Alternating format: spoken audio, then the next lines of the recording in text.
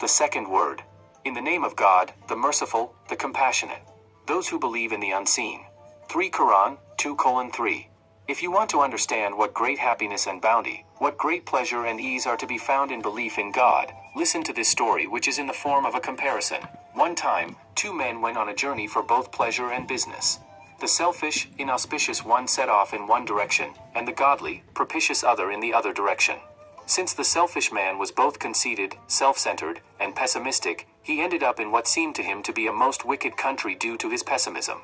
He looked around and everywhere saw the powerless and the unfortunate lamenting in the grasp of fearsome bullying tyrants, weeping at their destruction. He saw the same grievous, painful situation in all the places he traveled. The whole country took on the form of a house of mourning. Apart from becoming drunk, he could find no way of not noticing this grievous and somber situation. For everyone seemed to him to be an enemy and foreign.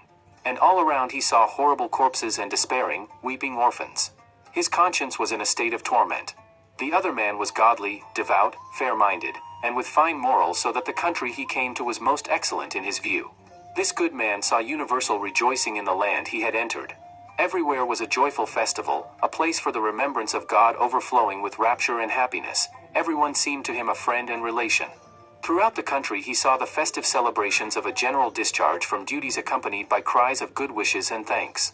He also heard the sound of a drum and band for the enlistment of soldiers with happy calls of "God is most great," and "There is no God but God." Rather than being grieved at the suffering of both himself and all the people like the first miserable man, this fortunate man was pleased and happy at both his own joy and that of all the inhabitants. Furthermore, he was able to do some profitable trade. He offered thanks to God.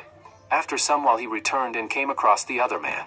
He understood his condition, and said to him, "You were out of your mind. The ugliness within you must have been reflected on the outer world, so that you imagined laughter to be weeping, and the discharge from duties to be sack and pillage.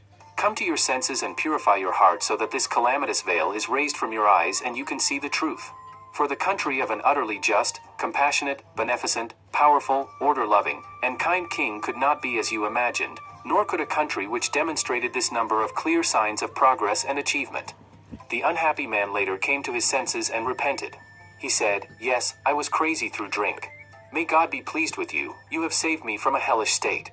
O my soul, know that the first man represents an unbeliever, or someone depraved and heedless.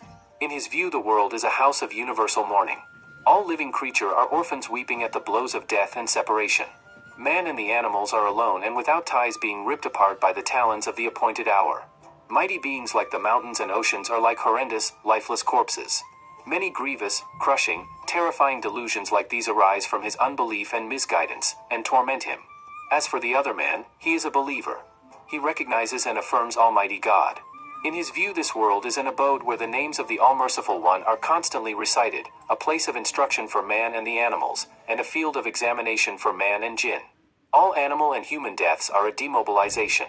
Those who have completed their duties of life depart from this transient world for another, happy and trouble-free, world, so that place may be made for new officials to come and work.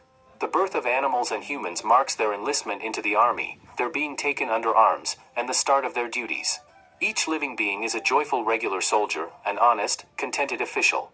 And all voices are either glorification of God and the recitation of his names at the outset of their duties, and the thanks and rejoicing at their ceasing work, or the songs arising from their joy at working.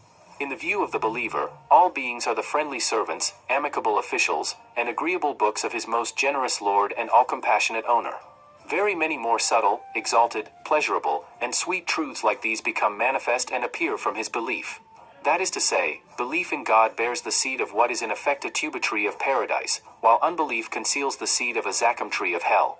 That means that salvation and security are only to be found in Islam and belief.